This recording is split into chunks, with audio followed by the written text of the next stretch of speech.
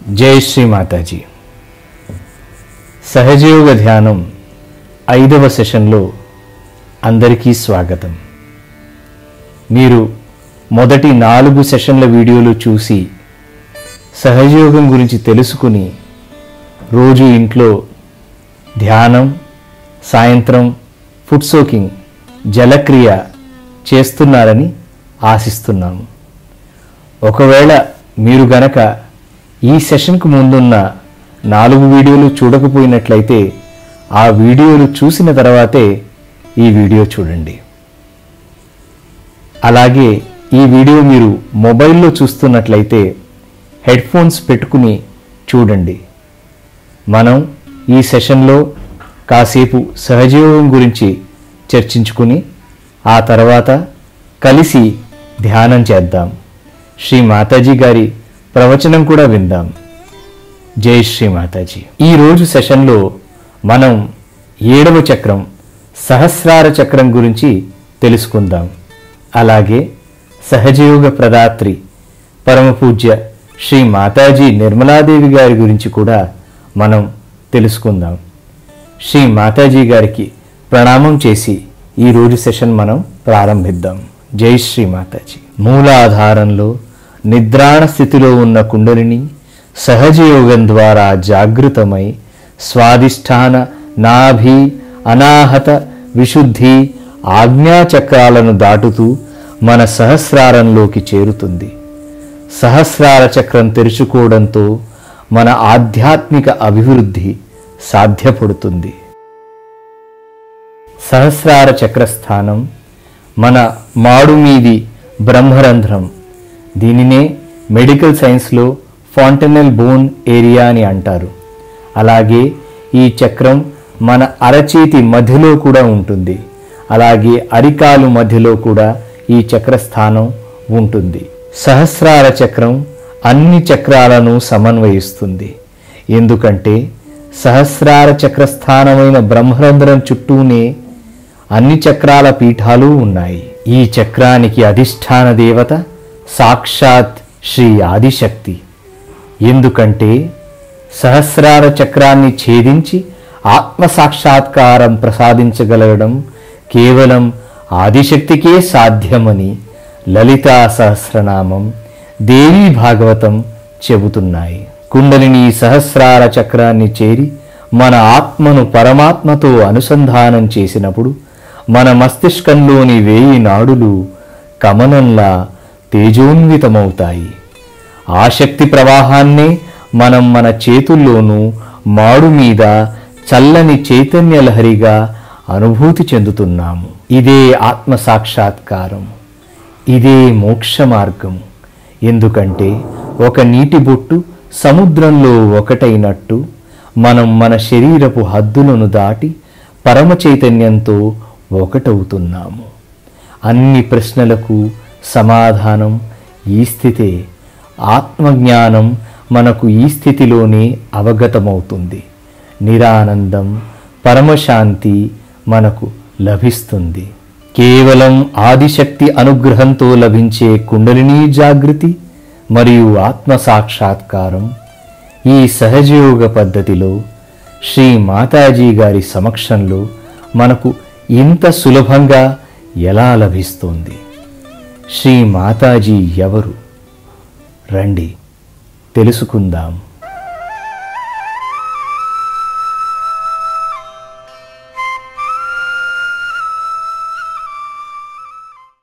యోగభూమి అయిన భారతదేశం మధ్యలో మధ్యప్రదేశ్లో చిందవాడ అనే ఊరుంది. ఈ ఊళ్ళోనే పరమపూజ్యులైన శ్రీ మాతాజీ నిర్మలాదేవి గారు 1923లో స్ప్రింగ్ ఈక్వినాక్స్ రోజు, అంటే పగలు రాత్రి సమానంగా ఉండేటువంటి రోజున మార్చి 21న మధ్యాహ్నం 12 గంటలకు జన్మించారు. మరో ఆసక్తికరమైన విషయం ఏమిటంటే చిందవాడలోంచే ట్రాపిక్ ఆఫ్ క్యాన్సర్ అంటే కర్కట రేఖ వెళుతుంది. ముస్లింలు పవిత్రంగా భావించే మక్కా నగరం కూడా ఈ రేఖపైనే ఉంది. శ్రీ మాతాజీ తండ్రి గారు శ్రీ ప్రసాదరావు సాల్వే ప్రసిద్ధ శాలివాహన వంశానికి చెందినవారు. శ్రీ మాతాజీ తల్లిగారు కార్నెలియా శ్రీ ఛత్రపతి శివాజీ మహారాజు గారి తల్లి అయిన జీజియాభాయ్ వంశానికి చెందినవారు.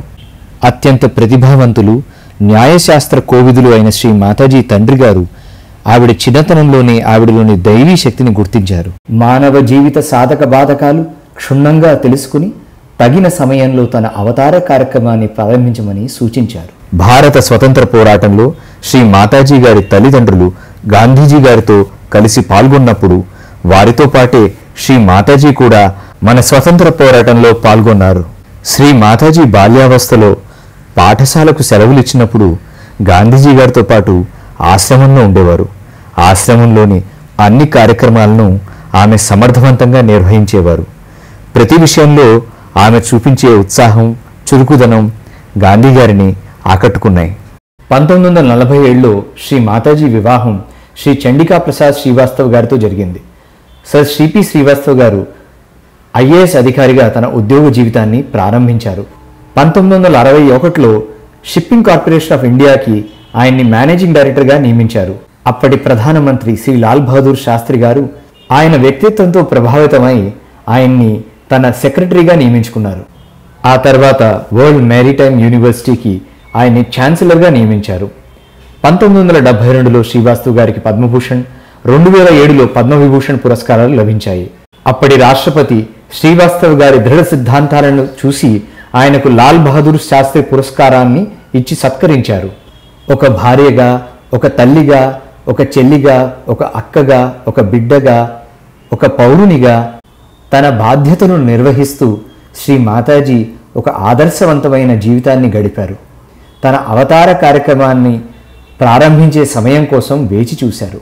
1970 మే 5న గుజరాత్లోని నార్గోల్లో సముద్రపు ఒడ్డున ధ్యానం చేస్తూ తనలోని కుండలిని శక్తిని జాగృతం చేసి సృష్టి యొక్క సహస్రార చక్రాన్ని శ్రీ మాతాజీ తెరిచారు. 1970 మే 5 నుంచి సహజయోగాన్ని, సామూహికంగా ఆత్మసాక్షాత్కార అనుభూతిని ప్రసాదించడం మొదలుపెట్టారు. కుండలిని జాగృతితో షట్చక్రాలను దాటుకుంటూ సహస్రార చక్రాన్ని ఛేదించి సర్వవ్యాప్తమైన పరమ చైతన్యంతో ఏకీకృతమవడమే యోగమని, ఆ యోగాన్ని మానవాళికి ప్రసాదించడమే తన జీవిత లక్ష్యమని శ్రీ మాతాజీ నిర్దేశించుకున్నారు. మానవుల ఉన్నతికి స్వర్ణయుగం ప్రారంభమైంది. ప్రారంభంలో ముంబై, ఢిల్లీలో కొంతమంది సాధకులతో ప్రారంభించిన సహజయోగం దేశ విదేశాలు విస్తరించి భారతదేశంతో పాటు America, England, Russia, Holland, France, Turkestan, Australia, Germany, Italy ఇలా సువిశాల విశ్వంలో 108 దేశాలకు పైగా సహజయోగాన్ని ఆచరిస్తున్నారు. వసుదైక కుటుంబం అనే అద్భుత దృశ్యాన్ని మనం ఇక్కడ చూడవచ్చు. ఆధ్యాత్మిక ఉన్నతితో పాటు పరమపూజ్య శ్రీ మాతాజీ సామాజిక ఉన్నతి కోసం అహర్నిశలు కృషి చేశారు. అనాథ బాలల కోసం, మహిళల కోసం విశ్వనిర్మల ప్రేమ ఆశ్రమాన్ని, ఎన్జిఓని స్థాపించారు. హిమాచల్ ప్రదేశ్లోని ధర్మశాలలో శ్రీ మాతాజీ అంతర్జాతీయ విద్యాలయాన్ని స్థాపించి తద్వారా విశ్వవ్యాప్తంగా దేశ విదేశాల నుంచి వచ్చే పిల్లలకు చదువుతో పాటు భారతీయ సభ్యత, సంస్కృతి గురించి శిక్షణ ఇచ్చారు. ముంబై బేలాపూర్లో శ్రీ మాతాజీ ప్రారంభించిన సహజయోగ చికిత్సాలయం చైతన్యం ద్వారా సహజయోగ పద్ధతులతో ఎన్నో రోగాలను నయం చేస్తూ ఎంతోమంది రోగులకు స్వస్థత ప్రసాదిస్తోంది. భారతీయ సహజ సంగీత శిక్షణ కోసం వైతరణిలో శ్రీ మాతాజీ పీకే సాల్వే కళాక్షేత్రాన్ని స్థాపించారు. శ్రీ మాతాజీ నిర్వహిస్తున్న మహత్తర కార్యక్రమాలను చూసి దేశ విదేశాలు అనేక పురస్కారాలను ఇచ్చి శ్రీ మాతాజీని సత్కరించారు. ఫిలడెల్ఫియాలో అక్టోబర్ 15ని శ్రీ మాతాజీ నిర్మలాదేవి డేగా ప్రకటించారు. 1995లో బీజింగ్లో జరిగిన ప్రపంచ మహిళా దినోత్సవంలో అధ్యక్షోపన్యాసం చేశారు. 2001లో శ్రీ మాతాజీకి మానవరత్న పురస్కారాన్ని ఇచ్చి సత్కరించారు. ఒక పక్క సాధారణ మహిళగా ఉంటూ అనితర సాధ్యమైన ఆధ్యాత్మిక ఉన్నతిని ప్రసాదించే శ్రీ మాతాజీ నిజస్వరూపం తెలుసుకోవాలంటే మనకు ఆత్మసాక్షాత్కారం లభించాల్సిందే.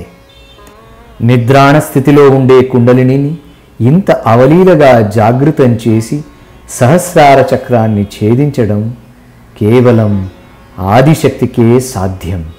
నిద్రాణ స్థితిలో ఉండే కుండలిని సాధకులు మనస్ఫూర్తిగా కోరిన వెంటనే శ్రీ మాతాజీ సన్నిధిలో జాగృతమవ్వడం నిజంగా అద్భుతమే.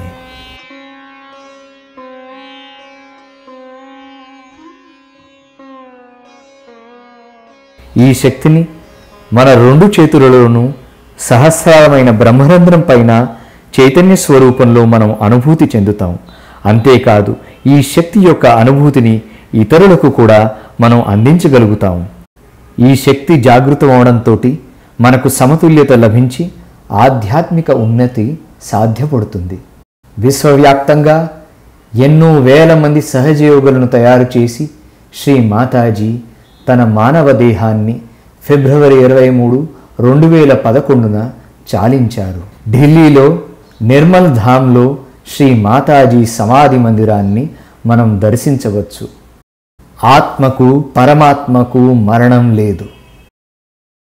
అమ్మా నాకు ఆత్మ సాక్షాత్కారం ఇవ్వండి అని అడిగే ప్రతి సాధకుని అనుగ్రహిస్తూ ప్రతి సహజ యోగిని దీవిస్తూ శ్రీ మాతాజీ అప్పటికీ ఇప్పటికీ ఎప్పటికీ మనతోనే ఉన్నారు, మనలోనే ఉన్నారు. జై శ్రీ మాతాజీ. సాక్షాత్ శ్రీ ఆదిశక్తి శ్రీ మాతాజీ నిర్మలాదేవి గారికి నమస్కరించి ఇప్పుడు మనం కాసేపు ధ్యానం చేసుకుందాం. ముందుగా మన కుండలిని జాగృతం చేసుకుని బంధం తీసుకుందాం. Put your left hand in front of your kundalini and the right hand has to move upward, forward, downward, backward. That's all. And the left hand has to be raised straight. You have to watch the left hand. Now, start. Take your hand above your head. Now, and give it a big twist. Push back your head and give it a big twist and give it a knot. Again, let's do it again. Once more. Now the hand rises much faster because the kundalini is there. Now push back your 2, again, third time 3 knots. 3 knots. Fix it up properly. 3 knots. 1, 2 and 3. Now see yourself how much you have improved in vibrations. Alright? There. ఇప్పుడు బంధం తీసుకుందాం. You have to give yourself a protection 7 times by moving your right hand along your aura 7 times. Now see. 1, very important, because your thoughts will take over. 2, some people will tell you something. 3, 4, don't forget the experience. 5, 6 and 7. Now raising of Kundalini is very easy because you are empowered now. It's very easy. ఇప్పుడు మనం ఎడమ నాడిని కుడి నాడిని సంతులనలోకి తెచ్చుకుని కాసేపు ధ్యానం చేద్దాము. ఎడం చెయ్యి శ్రీ మాతాజీ గారి వైపు పెట్టి కుడి చెయ్యి భూమి వైపు పెడతాము. మీరు నేల మీద కూర్చుంటే భూమి మీద పెట్టచ్చు కుడి చెయ్యి, లేదా కుర్చీలో కూర్చుంటే భూమి వైపుగా పెట్టండి. శ్రీ మాతాజీ, నా ఎడం వైపు ఉన్న దోషాలన్నీ భూతత్వం ద్వారా తొలగించండి అని మనస్ఫూర్తిగా ప్రార్థిద్దాం. ఒక 2 నిమిషాలు మన చిత్తాన్ని లోపలే ఉంచుకుని మన ఎడం చేతిలో ఎలా ఉందో పరిశీలిద్దాం. చిత్తం సహస్రారం మీదే ఉంటుంది. అలాగే ఎడం చేతిలో, అరచేతిలో, వేళ్ల చివరన మనకు ఎలా అనిపిస్తుందో నిశ్శబ్దంగా పరిశీలిద్దాం. ఒకవేళ అరచేతిలో కానీ వేళ్ల మీద కానీ వేడిగా కానీ తిమ్మిర్లెక్కుతున్నట్టు కానీ అనిపిస్తే శ్రీ మాతాజీ, నా ఎడం వైపు ఉన్న దోషాలన్నీ భూతత్వం ద్వారా తొలగించండి అని మనస్ఫూర్తిగా ప్రార్థిద్దాం.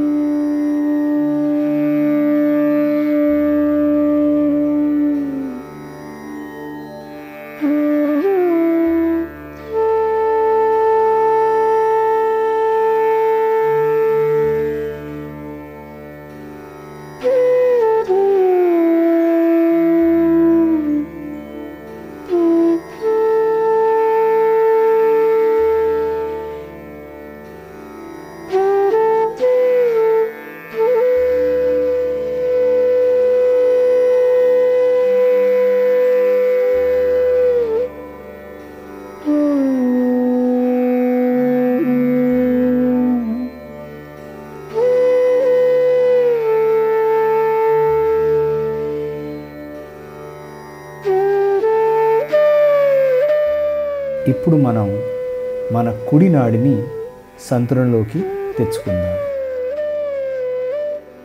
కుడి చెయ్యి శ్రీ మాతాజీ గారి వైపు పెట్టి ఎడం చెయ్యి ఆకాశం వైపు పెడదాం.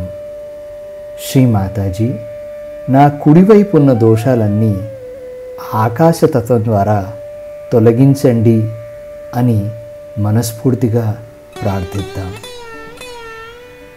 చిత్తాన్ని లోపలే ఉంచి కుడి అరచేతిలో వేళ్ల చివరన మనకి ఎలా అనిపిస్తుందో పరిశీలిద్దాం. ఒకవేళ కుడి చెయ్యి బరువెక్కుతున్నట్టు అనిపించినా, లేదా చేతిలో వేడివేడిగా అనిపించినా, లేదా వేళ్ల చివర తిమ్మిర్లెక్కుతున్నట్టు అనిపించినా మనస్ఫూర్తిగా శ్రీ మాతాజీని, అమ్మా, నా కుడివైపు ఉన్న దోషాలన్నీ ఆకాశతత్వం ద్వారా తొలగించండి అని ప్రార్థిద్దాం.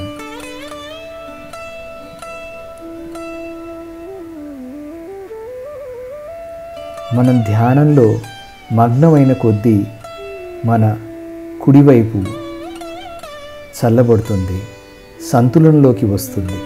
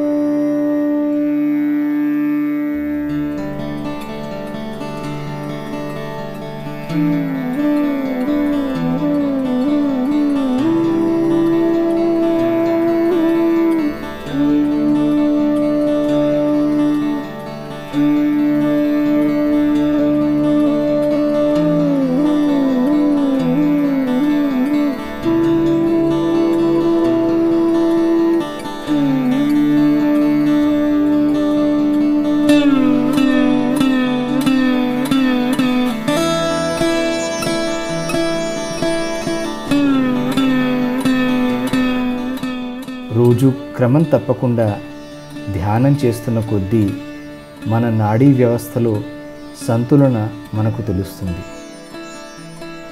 ఇప్పుడు మనం 2 చేతులు శ్రీ మాతాజీ గారి వైపు పెట్టుకుని చిత్తాన్ని సహస్రారంలో ఉంచుకుని ధ్యానం చేద్దాం.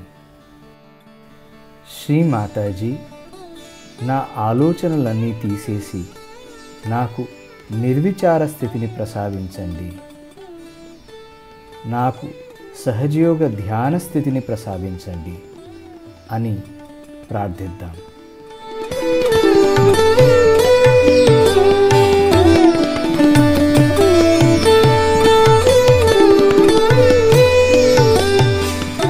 కళ్ళు మూసుకుని చిత్తాన్ని సహస్రారం మీద, అంటే మన మాడు మీద కేంద్రీకరిద్దాం.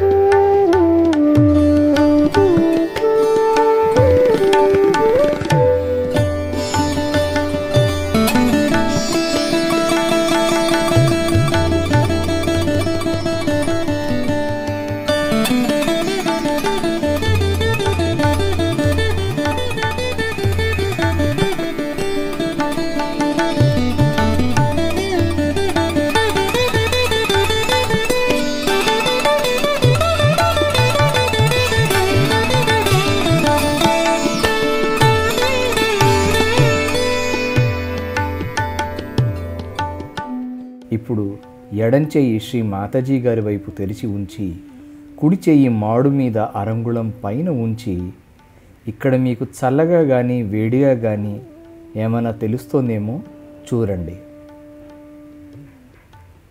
మాడుకి దగ్గరగా, మాడుకి కొంచెం దూరంలో, పైన కింద ఎక్కడ మీకు తెలుస్తోందో చల్లగా కానీ వేడిగా గాలి అతి సూక్ష్మంగా ఉంటుంది, పరికించండి. అలాగే కుడి చెయ్యి శ్రీ మాతాజీ గారి వైపు పెట్టి ఎడం చెయ్యి మాడుకి అరంగుళం పైన పెట్టుకుని ఇప్పుడు చూడండి ఎడం చేతిలో ఎలా తెలుస్తుందో. కొందరికి ఒక చేతిలో చల్లగా అనిపించవచ్చు, ఒక చేతిలో వేడిగా అనిపించవచ్చు. మీకు ఎలా అనిపిస్తోందో చూడండి. ఇప్పుడు రెండు చేతులు మనం ఒళ్ళో పెట్టుకుందాం.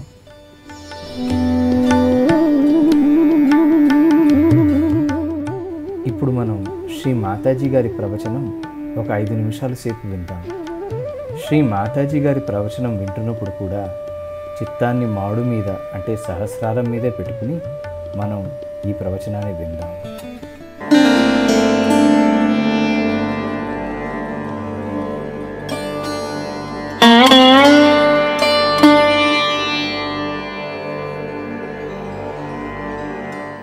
Now then we have another center on top which we call as the heart center.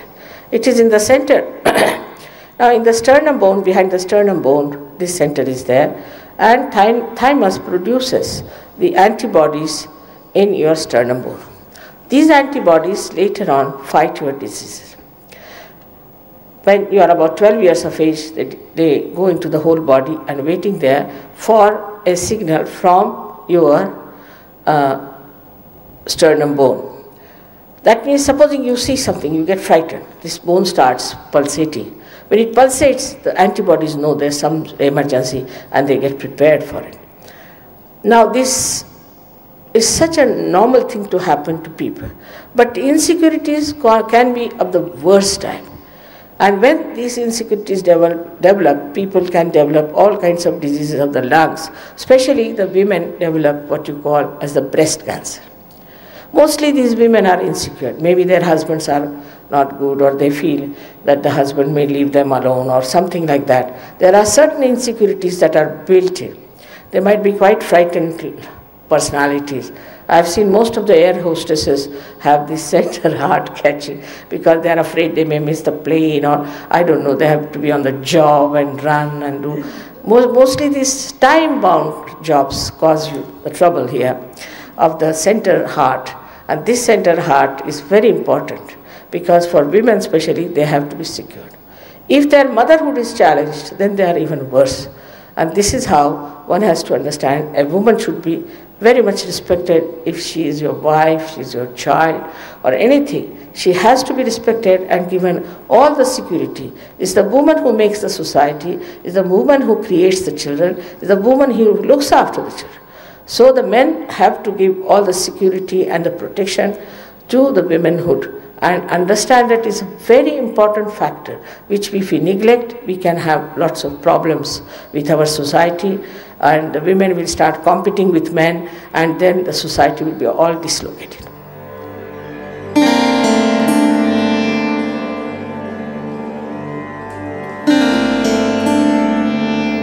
If there's any problem with your father, then the right side catches and it gives you asthma. First of all, you are, we can say, vulnerable to asthma due to bad liver. Plus, if you have problems with your father or with your fatherhood. Supposing you are an unhappy father, or maybe that you are not looking after your children, then you get this center caught up very badly. It can happen to any one of us if a man is unkind to his son. It's a father principle. If the son is unkind to the father, so the father is hurt. It's the father principle if it is disturbed by any chance, or suddenly father dies and you feel the pinch of that all your life.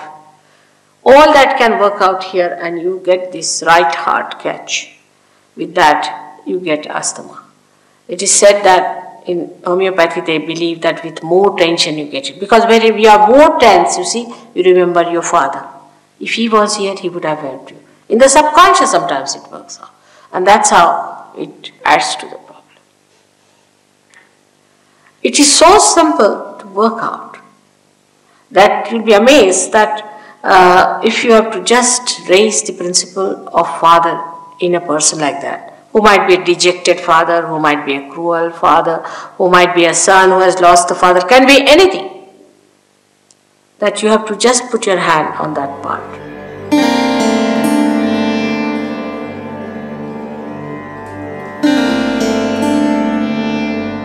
Left hand side of this is the essence of motherhood. If in your childhood your mother had played a role which has given you fear or kind of a frightening experience, then this center goes out. We say the left heart is catching. Sometimes if you are a bad mother also it might catch. This center is very important. On the left hand side is the mother's side, and the mother itself is, if the mother is a lunatic, you get a problem there. You might get it, we call it a heart. There are two hearts. One is the heart of the spirit and one is the heart chakra. If a mother is a fanatic, she's a woman who is very fanatic about her food, things like that, then the children get it. It's a dangerous thing to play with children like that, to have complete discipline on the children and just keep them, must walk straight like a horse, put to things. And children should be allowed to have their freedom. Actually, when we suppress them too much, they become hooligans. That way Indians are better. They know how to bring up their children. With this cruelty towards children, I don't know what women are up to. When are they going to take their figures and their beauties and everything in front of God? Such cruelty exists, such self-centeredness. Then with all this, the children develop this trouble and they have palpitations. They have very weak hearts. Or when the children are not nice to the mother, they also get it. So mother and father are very important factors in Sahaja Yoga, and you have to understand that if your parents have been unkind to you, you must forgive them. Just forget about them because they have given you birth. You should be thankful and just forget about them. That's the best way to get over the problem of left and right heart.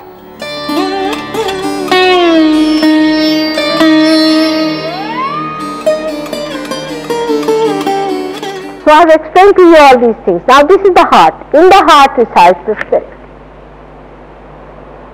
The spirit is watching the game of this creation, and is watching what is happening to this person, to this person, to this person, to this person. Everybody has got in their heart the spirit which is watching. It's called as the Kshetrajna, means the one, the knower of the field. He is watching every minute. He knows what to do, where you go, what mistakes you create. He watches. He doesn't interfere. It's only the interference comes from here, from that way, which tries to give you conscience, which tries to improve you. From here sometimes, the victim part, it tries to tell you, be in the center, by punishing you, by showing it is wrong. But he is just watching the game. Let's see how far it goes. He is the knower of your feet. He is the universal being within you. He is the reflection of that God Almighty who is a spectator within you. And His power is this all-pervading power which has created all this. So to feel this all-pervading power, you have to become the Spirit. All this creation has no meaning if you do not become the Spirit. In the Vedas, the very first stanza says that by reading Vedas, if you do not become Vid. Vid means, Veda word comes from Vida. Vida means to know. If you do not become the knowledge, then it has no meaning. Heart is the main thing within us. You see, that's the last. Once heart stops, we don't exist. It's sheer existence. That's the most important organ God has made. Once the spirit is angry, in any way strained, any way despaired, we just disappear. And then we die. There's nothing left. Heart is very important. That's why He's praying. ఇంకొంచెం సేపు మనం చిత్తం సహస్రారం మీద పెట్టుకుని కళ్ళు మూసుకుని ధ్యానం చేద్దాం.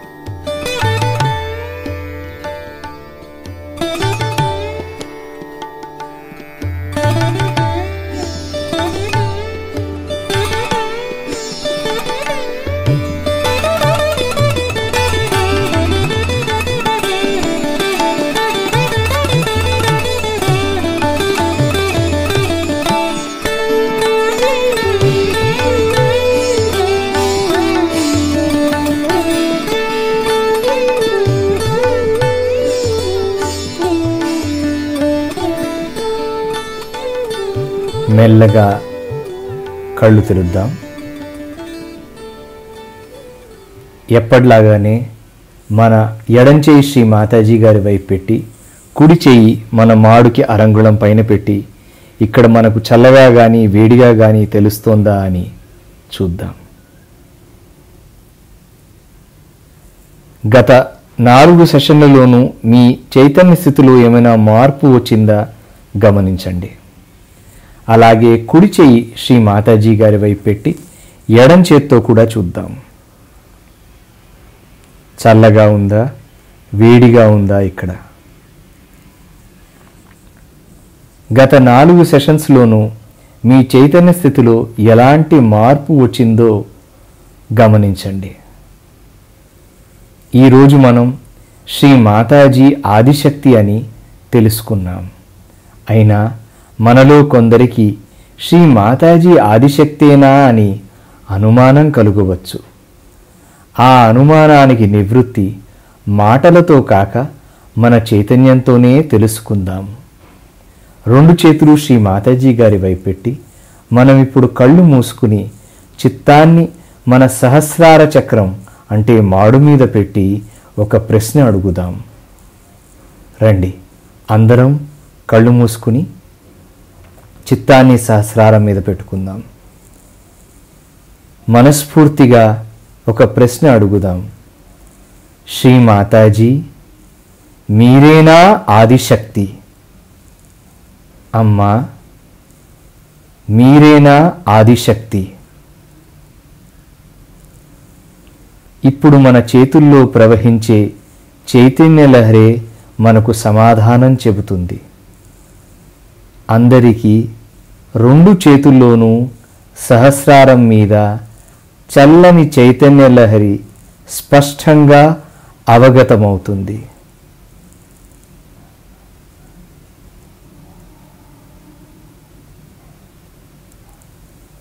మన చేతుల్లో ప్రవహిస్తున్న చైతన్యమే శ్రీ మాతాజీ ఆదిశక్తి అని మనకు స్పష్టంగా చెబుతోంది. శ్రీ మాతాజీ ఆదిశక్తి అని మనం మెదడుతోనే కాక మన హృదయంలోనూ మన చైతన్యంతోనూ తెలుసుకోగలిగాం. సహజయోగంలో ముందుకు వెళ్ళడానికి ఈరోజు మనం తెలుసుకున్న జ్ఞానం ఎంతో అవసరం. సహజయోగం మనకు ప్రసాదించిన గురువు శ్రీ మాతాజీ. మన గురించి అంతా తెలిసిన తల్లి శ్రీ మాతాజీ. అనితర సాధ్యమైన ఆత్మ సాక్షాత్కారాన్ని అవలీలగా మనకు అందించిన జగన్మాత ఆదిశక్తి శ్రీ మాతాజీ. సహజయోగ సాధనలో ఈరోజు మనం తెలుసుకున్న జ్ఞానం, పొందిన అనుభూతితో మనం ముందుకు వెళ్ళగలుగుతాము. మన దైనందిన సాధనలో ఈ జ్ఞానం మనం తెలుసుకోవడం, సర్వస్య శరణాగతులవ్వడం మన ఆధ్యాత్మిక ఉన్నతికి శ్రేయస్కరం. తదుపరి సెషన్లో మనం సహజయోగంలో 3 మహామంత్రాల గురించి, అలాగే మన సమతుల్యతకు ఉపయోగపడే మంత్రాల గురించి కూడా తెలుసుకుందాం. నెక్స్ట్ సెషన్లో మళ్ళీ కలుద్దాం. జై శ్రీ మాతాజీ. ధ్యానం తర్వాత మనం ముందు చెప్పుకున్నట్టుగా 3 సార్లు మన కుండలినిని జాగృతం చేసుకుని 7 సార్లు మన చుట్టూ కవచం అంటే బంధం తీసుకుంటాము. అది తీసుకుని శ్రీ మాతాజీ గారికి నమస్కరించి ఈ సెషన్ ముగిద్దాం. సహజయోగ ధ్యానం గురించి మీకేమైనా సందేహాలు, ప్రశ్నలు ఉంటే ఈ వీడియో కింద కామెంట్స్లో అడగవచ్చు, లేదా వీడియో డిస్క్రిప్షన్లో తెలిపిన ఫోన్ నెంబర్స్కి ఫోన్ చేయవచ్చు. మీ దగ్గరలోని సహజయోగ సెంటర్ని సంప్రదించండి. ఆంధ్రప్రదేశ్లోని సెంటర్ వివరాలకు sahajyogaandhra.org మరియు తెలంగాణలోని వివరాలకు sahajyogatelangana.org వెబ్సైట్లను చూడండి.